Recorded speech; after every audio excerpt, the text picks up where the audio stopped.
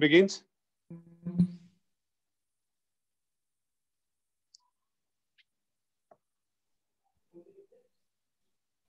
प्रशांत जी सही हो गया अब?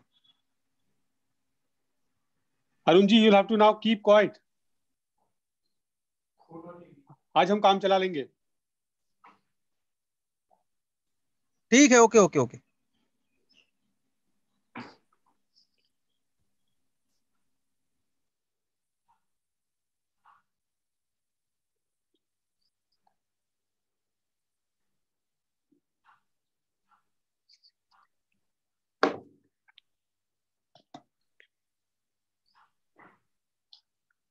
नमस्कार दोस्तों, आज की स्पेशल प्रेस ब्रीफिंग में आप सभी का स्वागत है.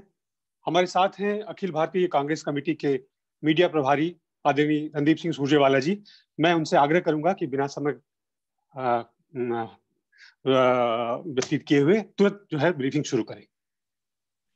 नमस्कार दोस्तों, आज अखिल भारतीय कांग्रेस कमेटी की इस विशेष पत्रकार वार्ता में आप सबका स्वागत है, अभिनंदन है. आज एक अत्यंत गंभीर विषय लेकर हम आपके बीच में उपस्थित हुए हैं. बैंक लुटेरों द्वारा पैसा लूटो, विदेश जाओ, लोन माफ करवाओ, ट्रेवल एजेंसी का पर्दाफाश हो गया है. भगोड़ों का साथ और भगोड़ों का लोन माफ अब भारतीय जनता पार्टी का मूल मंत्र बन गया है. याद करें 16 मार्च 2020 को श्री राहुल गांधी जी ने संसद के पटल पर देश के सबसे बड़े 50 बैंक घोटालेबाजों के नाम मोदी सरकार से पूछे. वित्त मंत्री और सरकार ने षड्यंत्रकारी चुप्पी साधकर ये नाम जाहिर करने से इनकार कर दिया. अब 24 अप्रैल 2020 को, जिसकी प्रतिलिपि मैं आपको भेज रहा हूं, एक आरटीआई के जवाब में रिजर्व बैंक ऑफ इंडिया ने सनसनीखेज खुलासा करते हुए 50 सबसे बड़े बैंक घोटालेबाजों का 68,607 करोड़ रुपया राइट ऑफ करने की पुष्टि कर दी है. पूरा देश कोरोना की महामारी से लड़ रहा है. रोजी रोटी की मार के चलते करोड़ों मजदूर शहर छोड़कर गांव की ओर पलायन करने को मजबूर हो गए हैं. CMI centre for monitoring of Indian economy के मुताबिक 14 करोड़ लोग रोजगार से हाथ धो बैठे हैं.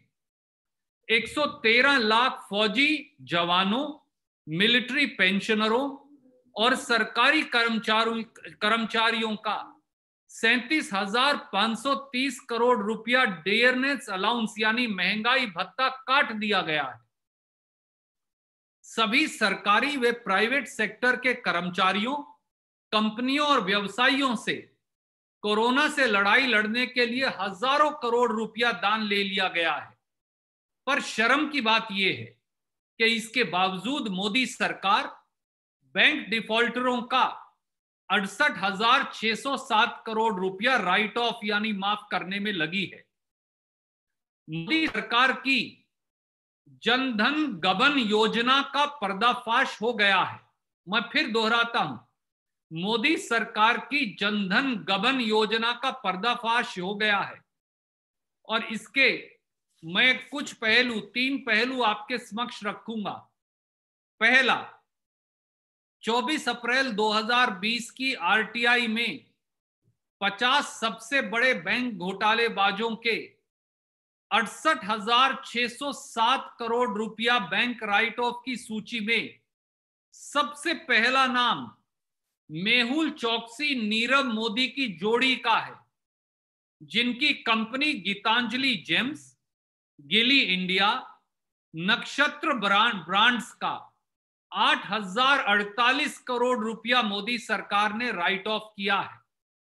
यही नहीं, मोदी जमा मेहुल यानी नीमो जमा हमारे मेहुल भाई, जिन्हें प्रधानमंत्री जी कहते हैं, जो पालनपुर गुजरात के रहने वाले हैं, इनके साथ साथ पालनपुर गुजरात के एक और भगोड़े जोहरी जतिन मेहता की कंपनियों विंसम डायमंड्स एवं फॉरएवर प्रीशियस ज्वेलरी का 6048 करोड़ रुपया बैंक लोन राइट ऑफ कर दिया गया है। एक और भगोड़े विजय माल्या की कंपनी किंगफिशर एयरलाइंस का 1943 या 1950 करोड़ रुपया माफ कर दिया गया है। क्या मोदी सरकार और प्रधानमंत्री श्री नरेंद्र मोदी कोरोना की महामारी के समय इन 50 सबसे बड़े बैंक डिफॉल्टरों का लगभग 68,607 करोड़ रुपया राइट ऑफ करने की असीम कृपा का कारण देश को बताएंगे? दूसरा, मोदी सरकार ने 2014-15 से 2019-20 सितंबर 2019 तक बैंक घोटालेबाजों का, और आप चौंक जाएंगे ये सुनकर, ध्यान से सुनिए, 5.5 वर्षों में मोदी सरकार ने बैंक घोटालेबाजों का 6,66,000 करोड़ रुपया राइट ऑफ कर दिया है। इनमें 5.5 वर्ष यानी सितंबर 2019 तक, 2014-15 से सितंबर 2019 तक 100 करोड़ रुपए से अधिक के घोटालेबाजों का बैंक लोन माफी की राशि 5,10,000 करोड़ रुपया है, जो प्रति वर्ष, जिसका विवरण इस प्रकार से है। 2014-15 में 100 करोड़ से अधिक का bank loan right of 40,800 crore, 2015-16 में 29,178 करोड़, 2016-17 में 57,821 करोड़, 2017-18 में लगभग 89,400 करोड़, 2018-19 में 2,12,000 करोड़ और 2019-20 में अकेले 30 सितंबर 2019 तक 80,893 करोड़। 30 सितंबर 2019 तक ये राशि 5,10,014 करोड़ रुपया बनती है। 5 ट्रिलियन इकोनॉमी का वादा कर 5 लाख करोड़ से अधिक का बैंक लोन राइट ऑफ कर दिया, बैंक का लोन डिफॉल्टर्स का। यह मोदी सरकार का नजरिया है। और तीसरी छोटी सी और महत्वपूर्ण बात, मोदी सरकार ने 5.5 साल में यानी 2014-15 से 30 सितंबर 2019 तक 32,868 बैंक लोन फ्रॉड के केस सामने आए, जिसमें आपका और मेरा, इस देश की आम जनता का, जिनका महंगाई भत्ता काटा जा रहा है, जिनके व्यवसाय और दुकानदारी ठप हैं, जो गरीब मजदूर का 2,70,513 करोड़ रुपया बैंक फ्रॉड में डूब गया। ये सारी डिटेल्स भी मैं आपको दे रहा हूं। प्रधानमंत्री श्री नरेंद्र मोदी जी, कोरोना की महामारी की जंग पूरा देश लड़ रहा है। ऐसे में बैंक डिफॉल्टरों का 68,000 करोड़ रुपया जब आप राइट ऑफ कर रहे हैं और 5.5 वर्षों में 6,66,000 करोड़ रुपया राइट ऑफ कर रहे हैं, देशवासी जवाब मांगते हैं। आपके पास देश के फौजी जवानों को देने के लिए महंगाई भत्ता नहीं, देश के मिलिट्री पेंशनर्स को देने के लिए महंगाई भत्ता नहीं, सरकारी कर्मचारियों को देने के लिए महंगाई भत्ता नहीं, ग्रुप सी और डी के कर्मचारियों से भी पीएम केयर्स फंड और प्रदेश के मुख्यमंत्री पैसा काट रहे हैं। 12 करोड़ 14 करोड़ से ज्यादा लोग रोजगार से हाथ धो बैठे हैं।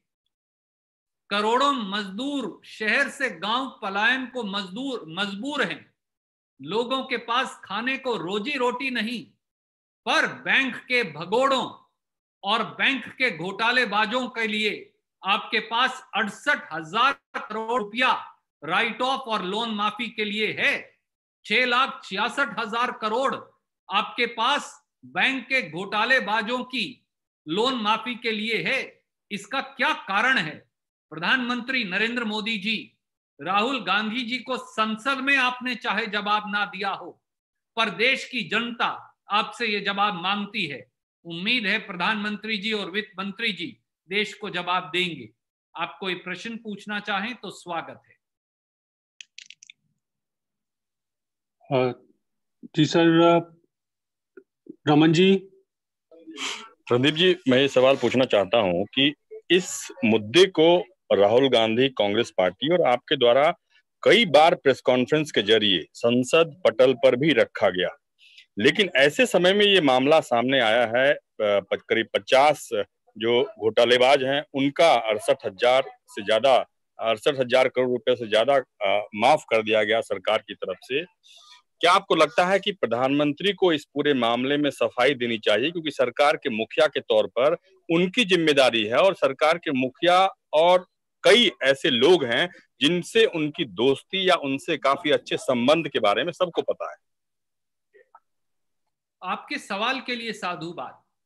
प्रधानमंत्री श्री नरेंद्र मोदी जी से देश आज जवाब मांगता है और प्रधानमंत्री नरेंद्र मोदी जी को आगे बढ़कर देश को बताना चाहिए कि रिजर्व बैंक ऑफ इंडिया द्वारा 24 अप्रैल 2020 की इस आरटीआई के जवाब में 68,000 करोड़ रुपया 50 बैंक डिफॉल्टरों का कर्ज माफ करने की जो बात कही गई है, जिसमें छोटा मोदी भी है, नीरव मोदी, जिसमें वो जिस मेहुल चौकसी को हमारे मेहुल भाई कहकर मोदी जी पुकारते हैं वो भी है, जिसमें पालनपुर गुजरात के जतिन मेहता भी हैं, जिसमें विजय माल्या भी हैं, जिसमें भगोड़ों और बैंक डिफॉल्टरों की पूरी जमात भी है।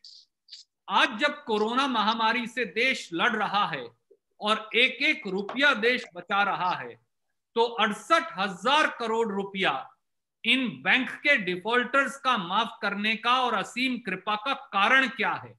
प्रधानमंत्री जी मौन नहीं रह सकते, उन्हें देश को यह बताना ही पड़ेगा। यह हमारी मांग है देश के 130 करोड़ लोगों की ओर से। सैयद इमाम साहब IANS से पूछें। सर, मेरा ये सवाल है कि जिस तरह से इस राइट ऑफ किया गया बिना ऊपर लेवल से परमिशन लिए ही प्रधानमंत्री वित्त मंत्री को कॉन्फिडेंस में लिए बैंक के काम तो करेंगे नहीं, तो आपको लगता है कि इसमें टॉप लेवल के लोग इन्वॉल्व हैं? प्रधानमंत्री जी और वित्त मंत्री जी की अनुमति के बगैर क्या 68,000 करोड़ रुपया बैंक डिफॉल्टर्स का राइट ऑफ किया जा सकता है? क्या 5.5 साल में 6,66,000 करोड़ रुपया जो राइट ऑफ हुआ वो प्रधानमंत्री जी की जानकारी के बगैर था? अगर वो इस प्रकार की अप्रत्याशित बात कहेंगे तो क्या उसे देश का कोई 130 करोड़ में से एक नागरिक भी स्वीकार कर पाएगा? आज जब ग्रुप डी के कर्मचारी का 2-2 हजार रुपया काटा जा रहा है, आज जब देश की सुरक्षा कर रहे देश के फौजी जवान, वायुसेना और नौसेना के जवान के लिए आपके पास 1,000 रुपया 2,000 रुपया का महंगाई भत्ता की राशि नहीं, आज जब टेस्ट के लिए, रैपिड टेस्ट किट के लिए पूरा पैसा नहीं, आज जब एक एक वेंटिलेटर के लिए देश तरस रहा है, आज जब पूरा देश राजनीति से ऊपर उठकर कोरोना की महामारी से लड़ रहा है, तो ऐसे में 68,000 करोड़ रुपया भगोड़ों और बैंक के घोटालेबाजों का माफ करना किस प्रकार से उचित हो सकता है? मोदी जी को यह जवाब तो देश को देना ही पड़ेगा। धन्यवाद। Thank you sir. अगला सवाल अरुण जी हैं, नेटवर्क 18 से। अरुण जी सवाल पूछे। रणदीप जी, इससे इतर मेरा 2 विषयों पर सवाल है। एक तो जो पाल घर की, माफ कीजिए, क्या पहले इस पर मैं ये खत्म इस विषय पे ले लेते हैं? ठीक है, इस विषय पर ले लीजिए, मैं वेट कर रहा हूँ। प्रीति, क्या आपका सवाल सुमोटो पर है? प्रीति पूछिए। सर मेरा सवाल ये है कि आपने जिस तरीके से बताया कि बड़े जिन लोगों ने लोन लिए, जो बिजनेसमैन हैं, उनका लोन तो माफ किया गया, उनके लोन को राइट ऑफ किया गया, लेकिन सरकारी कर्मचारी, जैसा आपने खुद भी कहा और पहले भी इस मुद्दे को उठाया था, कि सरकारी कर्मचारी जो मध्यम वर्गीय श्रेणी में आते हैं, सबसे ज्यादा जिनके ऊपर इस वक्त कोरोना की मार झेल रही है, क्योंकि उनकी सैलरी से भी कंपलसरी तकरीबन अगले 6 महीने तक डिडक्शंस होने वाले हैं। ऐसे में क्या हम ये मान लें कि ये सरकार कर्मचारी विरोधी है और उनके हित की चिंता नहीं कर रही है? और साथ साथ आप लोग क्योंकि लगातार स्टेट से डिमांड करते रहे हैं कि हमें एक आर्थिक पैकेज चाहिए, आप लोगों को आर्थिक पैकेज मिल नहीं रहा, तो आखिर क्या वजह है कि इन खास लोगों पर मेहरबानी हो रही है? आप इसको किस तरीके से देखते हैं? आज देश के सरकारी कर्मचारी, देश के निजी क्षेत्र के कर्मचारी, मैं तो ये भी कहूंगा मीडिया के साथी भी, आज उनकी नौकरियों पर खतरा मंडरा रहा है। जैसा centre for monitoring of Indian economy ने कहा और मैंने इस पत्रकार वार्ता में बताया, 14 करोड़ लोग रोजगार और रोटी से हाथ धो बैठे हैं, करोड़ों मजदूर पलायन कर गए हैं, medium, micro, small and medium industries बर्बादी की कगार पर आकर खड़ी हो गई है, दुकानदारों का धंधा चौपट हो गया है, व्यवसाय बंद पड़े। ऐसे में इन सेक्टर्स की मदद करने की बजाय, ये सुनिश्चित करने की बजाय कि कर्मचारियों का पैसा ना काटा जाए, उनकी नौकरियां ना जाएं, मोदी सरकार 68,000 करोड़ रुपया बैंक के जो घोटालेबाज हैं और बड़े बड़े मगरमच्छ हैं उनका माफ कर रही है। ये इस सरकार के दोहरे मापदंड और ये सूट बूट सरकार केवल बैंक के भगोड़ों के लिए बनी है, ये उसको कहीं ना कहीं दर्शाता है।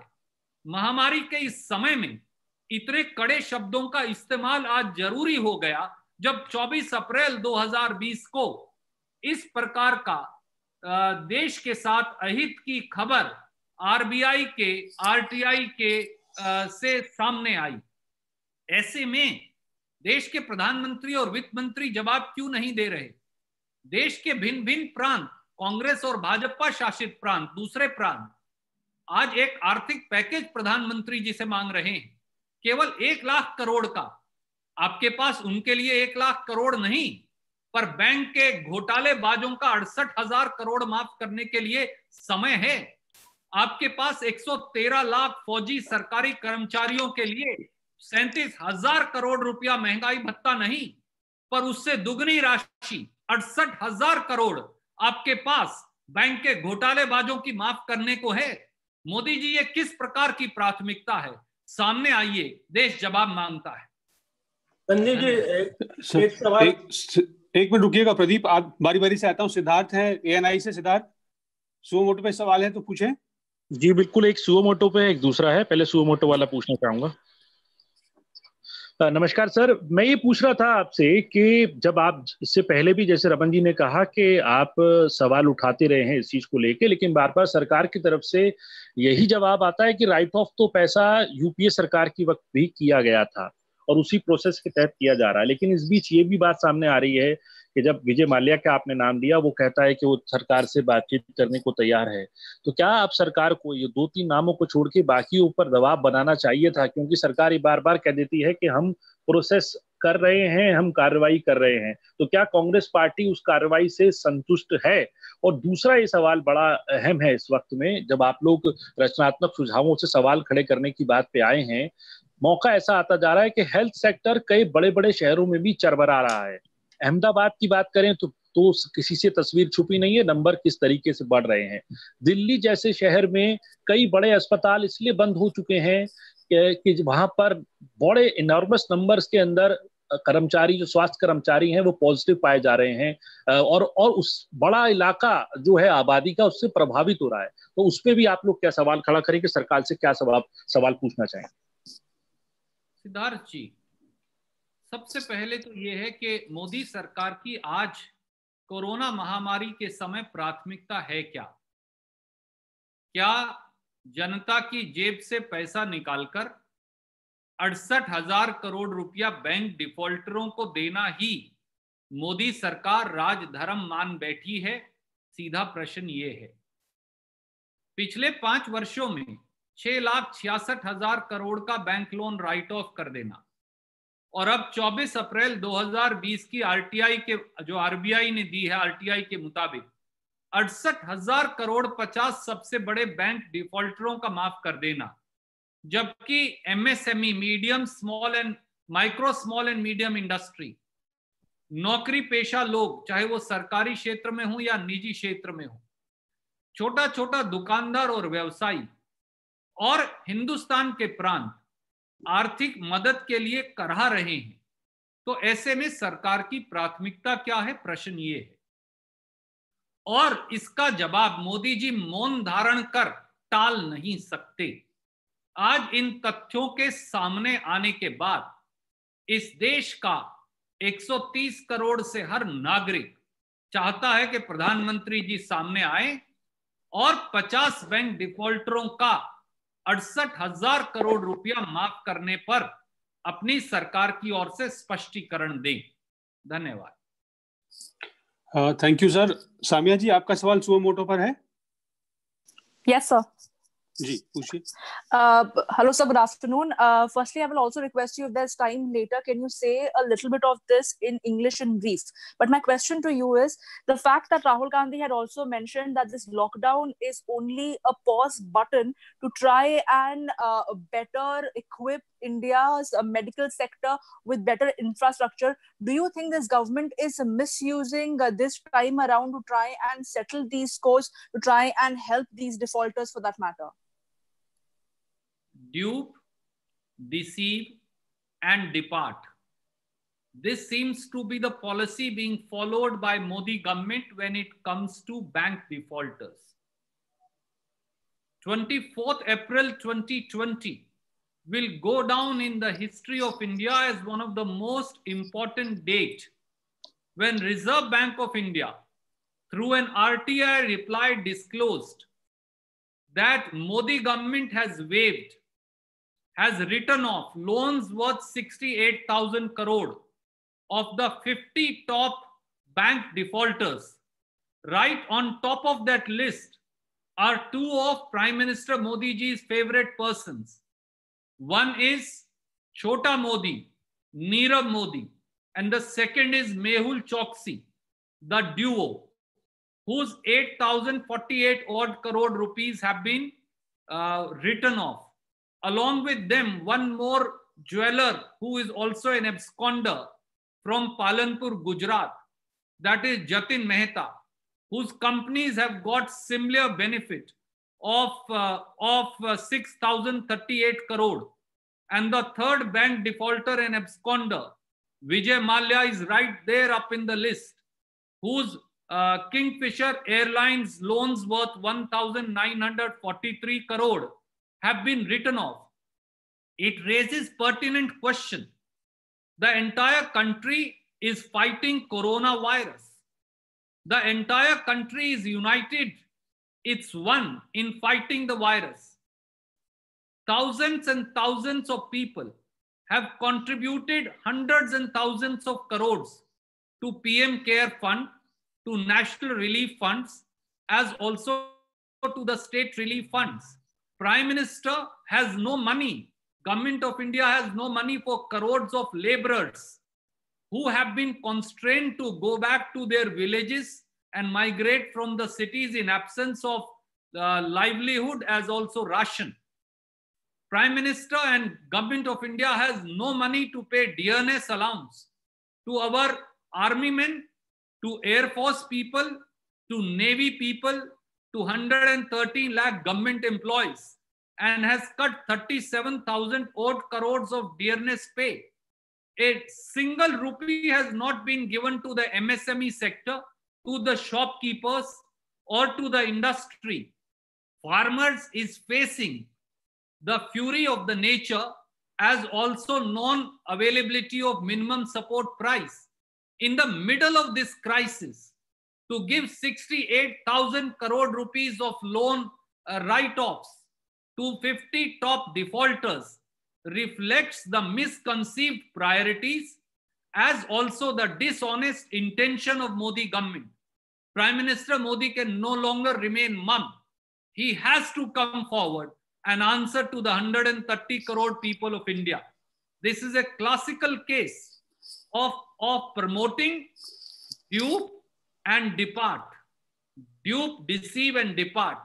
This Jan Dhan Gaban Yojana of Modi government can no longer be accepted and Prime Minister needs to answer. Thank you. Thank you sir. Pradeep Meghraj ji, क्या आपका सवाल भी सुओ मोटो पर है? इसी से जुड़ा हुआ है जी, पूछें। धन्यवाद। नमस्कार रणदीप जी, बहुत बहुत स्वास्थ्य की शुभकामनाएं आपको। ऐसे बात हो रही है आपसे। आज मेरा सवाल है सर, जो आपने बड़े आरोप लगाए हैं, कल प्रधानमंत्री ने राज्यों के मुख्यमंत्रियों के साथ जब चर्चा की थी तब उन्होंने अर्थव्यवस्था की टेंशन न ले ये बात कही थी और एक भरोसा दिलाया था कि अर्थव्यवस्था के मोर्चे पर सरकार काम कर रही है। अब जब आप एक बड़ा आरोप लगा रहे हैं, एक बड़ा पूंजीपतियों को सरकार एक रकम का जिस तरीके से घोटाला है, तो कैसे में ये कोरोना के चलते क्या राज्यों को सही मदद मिल पाएगी, बड़े सवाल हैं। और ऐसे वक्त क्या आप उम्मीद करेंगे कि सरकार जिस आर्थिक पैकेज की बार बार जिक्र करती है, लेकिन अभी तक मध्यम वर्ग को कोई राहत नहीं मिली है कोरोना की इस लड़ाई में। गरीबों के लिए जो पैकेज हुआ था उसका भी सही इम्प्लीमेंटेशन हुआ है नहीं हुआ, इसका कोई पता नहीं। तो ऐसे में कैसे राहत मिलेगी, बड़े सवाल हैं। बड़े आरोप के बाद आपको क्या आर्थिक पैकेज की कोई उम्मीद है? अब मोदी सरकार की मंशा पर अलग अलग जगह अब सवाल उठने लगे। पहले दिन से ही कांग्रेस अध्यक्षा जी ने, श्रीमती सोनिया गांधी जी ने और राहुल गांधी जी ने ये कहा कि हम किसी वाद विवाद में नहीं पड़ेंगे और सरकार की कोरोना महामारी से लड़ाई में मदद करेंगे। हम आज भी अडिग हैं, पर जनता के प्रहरी होने के नाते हमारा कर्तव्य है कि सरकार को आईना भी दिखाएं और जनता को पत्रकार मित्रों के माध्यम से हम जागृत भी करें। बड़ी सीधी बात यह है, 24 अप्रैल 2020 को आरटीआई खुलासे में यह सामने आया है कि देश के 50 सबसे बड़े बैंक डिफॉल्टरों को 68,000 करोड़ का बैंक लोन राइट दिया गया। कल ही अलग अलग प्रांतों के मुख्यमंत्रियों ने प्रधानमंत्री जी से ये कहा कि कोरोना से लड़ाई प्रांत लड़ रहे हैं और इसलिए उनको आर्थिक मदद की आवश्यकता है और 1 लाख करोड़ के पैकेज की मांग की। परंतु प्रांतों के लिए 1 लाख करोड़ प्रधानमंत्री जी और मोदी सरकार के पास नहीं। फिर 68,000 करोड़ इन 50 बैंक डिफॉल्टरों का बैंक लोन राइट ऑफ करने के लिए कहां से आ गया? आपके पास 113 लाख फौजियों, मिलिट्री पेंशनरों और सरकारी कर्मचारियों के लिए महंगाई भत्ते के सालाना 37,000 करोड़ भी नहीं, पर 50 बैंक डिफॉल्टरों को बैंक लोन राइट ऑफ देने के लिए 68,000 करोड़ है। क्या यह इस सरकार के दोहरे मापदंड और इस सरकार की दुर्भावना का सबसे बड़ा सबूत नहीं? और इसीलिए हमने कहा कि प्रधानमंत्री जी सामने आए और इस पूरी बात पर अपना स्पष्टीकरण दें। धन्यवाद। और प्रणव जी कोई और प्रश्न आप देना चाहें तो? मेरे ख्याल से सर अब हम अन्य सवालों पर चलें। नहीं, मेरे एक सुओ मोटो पे है। मैं संदीप। अच्छा, सुओ मोटो पे है आप। संदीप जी पूछिए वर्तमान से।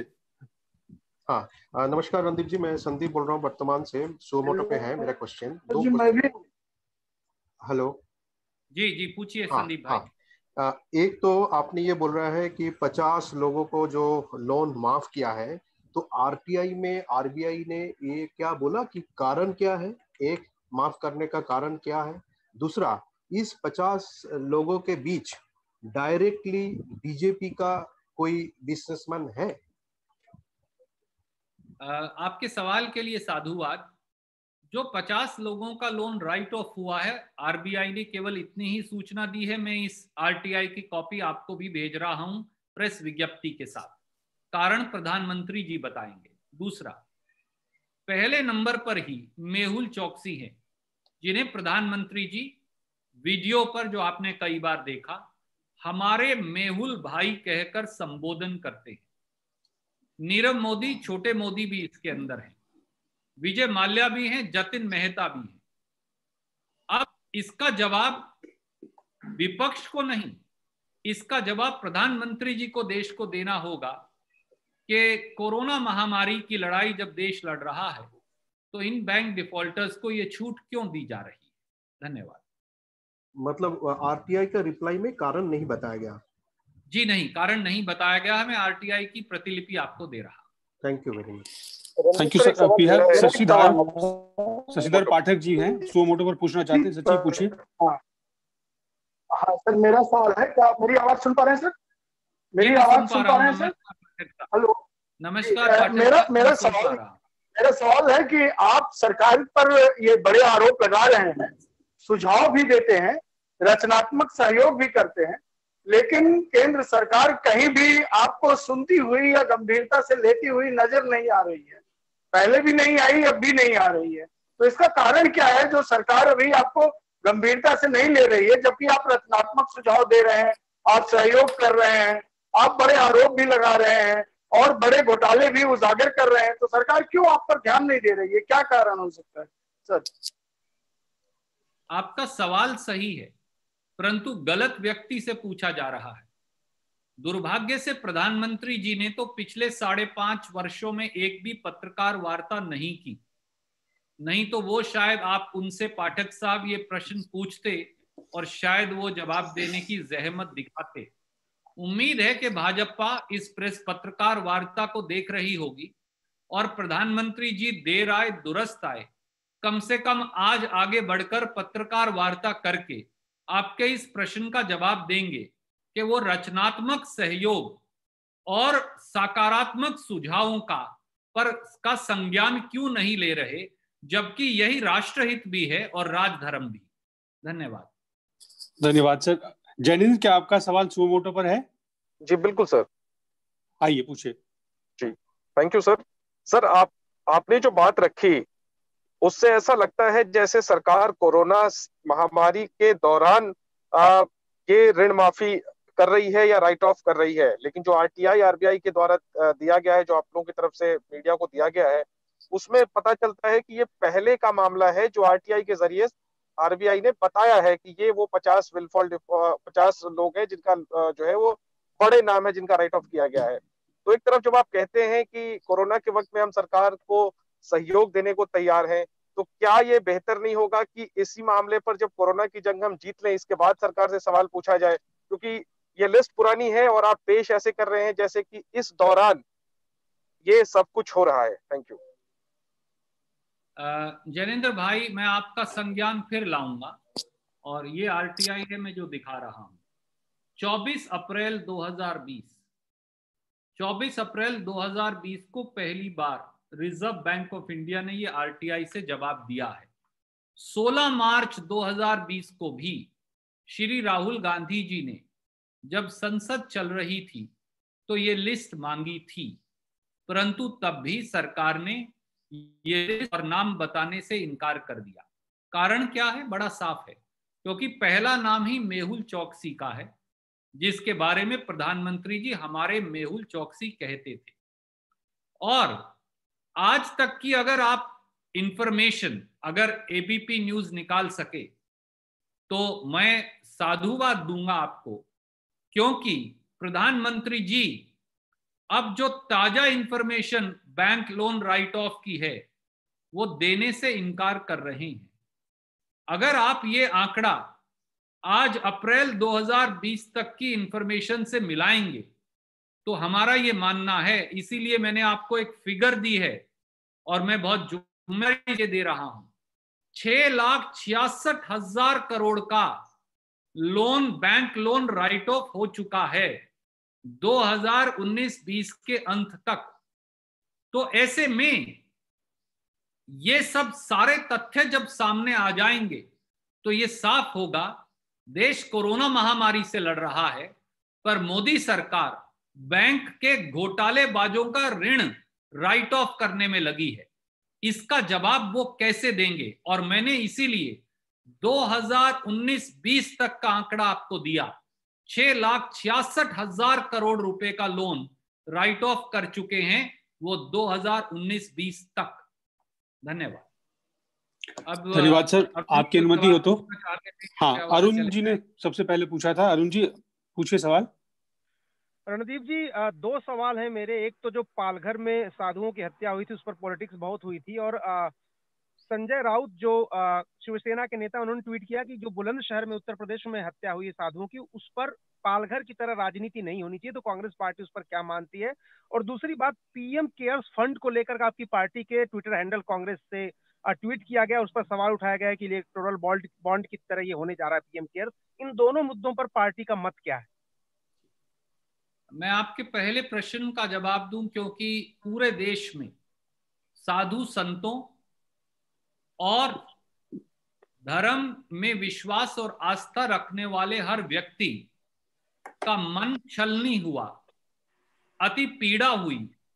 जिस प्रकार से दो साधुओं जो शिव मंदिर में पूजा अर्चना कर रहे थे, योगी सरकार में उनकी नृशंस, जघन्य और नाकाबिले माफी दिन दहाड़े हत्या हुई है।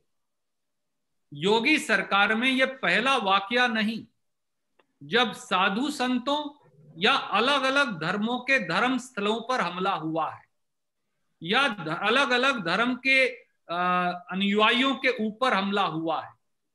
क्या अब भारतीय जनता पार्टी, जो पालघर में जहां हिंदू मुसलमान विवाद था भी नहीं, उसको भी सांप्रदायिक रंग देने का कोशिश कर रही थी, आज आगे आकर ये बताएंगे कि उनकी नाक के नीचे शिव जी के दो भक्तों, दो साधुओं और संतों की नृशंस हत्या कैसे हुई, किस प्रकार से इस षड्यंत्र का ताना बाना बुना गया। और योगी सरकार समेत मुख्यमंत्री आदित्यनाथ जी, जो बात बात पर पूरे देश के हर विवाद पर टिप्पणी करते हैं, अब तक उन्होंने सामने आकर दोषियों को सजा देने, दोषियों के खिलाफ कार्रवाई करने और पूरे षड्यंत्र का खुलासा करने का साहस नहीं दिखाया। बात बड़ी सीधी है, ये पहली बार नहीं है। मैं याद दिलाऊं, हरियाणा में मुख्यमंत्री श्री मनोहर लाल खट्टर के गृह जिले करनाल में भी शायद 1 साल भी नहीं हुआ, इसी प्रकार से एक महत्वपूर्ण मंदिर के 2 पुजारियों की गर्दन काटकर एक नृशंस हत्या के हादसे ने पूरे प्रदेश और उत्तरी भारत का दिल दहलाया था। बार बार भारतीय जनता पार्टी की सरकारों में साधु संतों पर, धर्म के स्थानों पर हमला बोला जाता है, पर भारतीय जनता पार्टी के नेतागण, उनके अध्यक्षगण, उनके गृह मंत्री और मुख्यमंत्रीगण केवल एक मौन धारण कर लेते।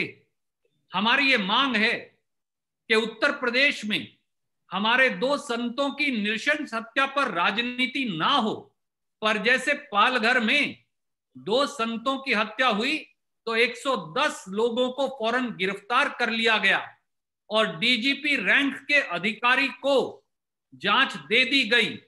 आदित्यनाथ जी और भारतीय जनता पार्टी के राष्ट्रीय अध्यक्ष सामने आए और बताएं कि इस षड्यंत्र के लिए कौन दोषी है, कितने लोग गिरफ्तार किए गए हैं और कब तक इन दोषियों को सजा मिलेगी। धन्यवाद। सर दूसरा सवाल रह गया, वो पीएम केयर फंड वाला। आपकी पार्टी ने ट्विटर हैंडल से ट्वीट किया है वीडियो और कहा है कि ये उसी तरह से षड्यंत्र है जैसे इलेक्टोरल बॉन्ड था। बात बड़ी सीधी है। पीएम केयर्स फंड में हमारे सब सांसदों ने अपनी अपनी तनख्वाह का पैसा दिया। इस देश के करोड़ों लोगों ने, कंपनियों ने, व्यवसायियों ने, आम जनमानस ने, कर्मचारियों ने पैसा दिया। ये पैसा किसी व्यक्ति विशेष का नहीं, ये पैसा सरकार का भी नहीं, ये पैसा कोरोना महामारी की जंग में इस्तेमाल होने वाला देश की जनता का पैसा है। तो ऐसे में सीएजी के माध्यम से पीएम केयर्स फंड का ऑडिट क्यों ना हो? क्या आप इससे असहमत हैं या आपका कोई दर्शक असहमत होगा? मुझे लगता है कि कोई असहमत हो ही नहीं सकता। प्रधानमंत्री जी, इसका आप सीएजी से ऑडिट भी कराइए और बाकायदा एक वेबसाइट लगाइए। उस वेबसाइट में हर दानी सज्जन की द्वारा दिए गए दान की राशि हो और पीएम केयर्स फंड का पैसा कहां इस्तेमाल किया जा रहा है उसकी व्याख्या भी हो। इससे पारदर्शिता भी आएगी, जवाबदेही भी आएगी और पूरा देश प्रधानमंत्री जी का और सम्मान करेगा। अगर हम ऐसा नहीं करेंगे तो फिर कहीं ना कहीं किसी ना किसी व्यक्ति के मन में संदेह अवश्य पैदा होगा और मुझे लगता है कि कोई देशवासी भी पारदर्शिता और जवाबदेही के इस आंकलन से मुंह नहीं मोड़ेगा। धन्यवाद। Thank you sir. अगला सवाल आनंद पटेल जी, इंडिया टुडे से। Two more questions, sir. Anand Patel, after that Maswi. Yeah, sir, we had the CM's meeting with the Prime Minister yesterday, and in all likelihood, the lockdown is going to be extended. This is what the indications we are getting. At the CWC meeting, the party had asked for a clear roadmap to ease restrictions and what is the government going to do about it. But it seems like with extension after extension, the lockdown 3.0, in its bid to fight the coronavirus, the government is pushing the people towards hunger virus or starvation virus. What do you have to say on that? Thank you. Our chief ministers specifically requested the Prime Minister yesterday to tell the nation what is the strategy, exit strategy from lockdown. Shri Rahul Gandhi has repeatedly said that lockdown is a pause button to temporarily stop the virus, but it cannot end the virus. So what is the government's strategy on health front and economic front in terms of post-lockdown period? What is the roadmap for the future post 3rd of May? How is Prime Minister going to come out with Financial Action Plan Part 2, as Shrimati Sonia Gandhi has repeatedly demanded, and so has many other experts, be it from starvation, be it for kick-starting the economy, be it for return of the migrant labor, or be it for starting small and medium and micro businesses.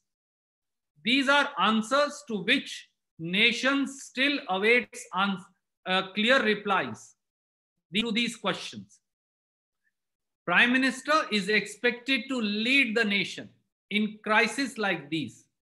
We once again appeal to the Prime Minister to come out with a clear exit strategy from the lockdown, to state the roadmap for economic revival and to deal with the health pandemic post 3rd of May, as also restrict the lockdown only to hot zones and gradually revive the economy and the economic cycle so that people are not pushed towards starvation into green zones and into zones which are still orange zones with appropriate social distancing and measures. No one has still heard from the Prime Minister about the exit strategy or the roadmap, and that is an area of serious concern. Prime Minister, nation awaits your reply to the exit strategy and roadmap post 3rd of May. Thank you. Mosmi, please come in. Mosmi ji. Randeep ji, can you hear my voice? Yes, हाँ, कृपया पूछिए please. जी, रणदीप जी, मेरा सवाल specifically to an India Today story, since Prime Minister Narendra Modi's government has been focusing on specially abled people. This lockdown has come as a double stigmatization battle for them, because there are no clear-cut guidelines that have been spelled out for the differently abled, specially abled people. And since the sense of touch is very important for them, they are facing a lot of stigmatization. Now, India Today has done stories on them. How do you respond that there has been no guideline to come out to help these people, especially as far as, providing assistance to for daily purchases and all these activities? सबसे पहले तो मैं आज तक India today समूह को साधुवाद दूंगा कि उन्होंने जो शारीरिक तौर से जिनको चुनौतियां हैं, स्पेशली डिसेबल्ड पीपल, उनकी उनकी बात और मुश्किलात को आपने उठाया। दुर्भाग्य से केंद्रीय सरकार ने स्पेशली डिसेबल्ड पीपल या फिजिकली चैलेंज्ड पीपल, उनके बारे में रख रखाव, स्वास्थ्य की सुविधा, आम जरूरियात की वस्तुओं की खरीद और रोजमर्रा की जिंदगी जीने के बारे आज तक कोई इंस्ट्रक्शंस जारी नहीं की। यही नहीं, जो हमारे बहुत सारे बुजुर्ग हैं जो अकेले रहते हैं, बहुत सारी महिलाएं हैं जो अकेली रहती हैं, उनको मदद के बारे, स्वास्थ्य की सुविधा के बारे, जिंदगी की रोजमर्रा की जरूरियात के बारे और भविष्य के लिए पेंशन और रोजी रोटी के बारे कोई इंस्ट्रक्शन जारी नहीं की। इसके विपरीत जो हमारे मध्यम वर्गीय लोग हैं या बुजुर्गवार हैं या फिर महिलाएं हैं या बच्चियां हैं, उनकी जो सेविंग स्कीम्स है, एक तरफ उसका पैसा काट दिया, दूसरा बुजुर्गवारों की पेंशन की महंगाई राहत काट दी। ऐसे में ये सारे सेक्शन जाएं तो जाएं कहां। मुझे उम्मीद है कि कम से कम देर से ही सही भारत सरकार इनका अब संज्ञान ले और इनके लिए एक रूपरेखा व तफसील से इंस्ट्रक्शंस जारी करे। धन्यवाद। Sir, the last question. Sir, the last question. This is an important question. Come from ETV Bharat. Niyamika asks, government has charge-sheeted 50 IRS officers who had recommended taxing the super rich along with other measures to deal with the shortfall on the economy due to the COVID-19. What is the Congress's take on it? We do not know what was the proposal submitted by these officers. I can positively say one thing. Right now, time is for putting more money into the hands of the people, not taking money away from the poor, the middle class, the salaried classes, whether government or in the private sector. And I think to continue to ask people to donate, to contribute, to help, and on the other side, people are losing jobs, their DNS allowances are being cut, their pay is being reduced, people are having pay less phases and periods. How will people survive? And I think government needs to take a more compassionate view of the entire situation. Thank you. Thank you very much. और आप सब साथियों का एक बार फिर बहुत बहुत धन्यवाद। नमस्कार। इस विशेष पत्रकार वार्ता से जुड़ने के लिए उम्मीद है प्रधानमंत्री जी आपके माध्यम से इन सार्थक सवालों का जवाब देशवासियों को अवश्य देंगे। नमस्कार। Thank you. Thank you. Thank you everybody for joining. Thank you, sir.